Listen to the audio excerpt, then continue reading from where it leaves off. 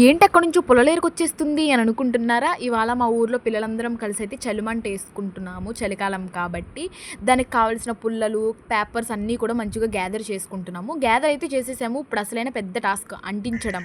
మీరు కూడా కాసుకోండి గైస్ చలిమంట.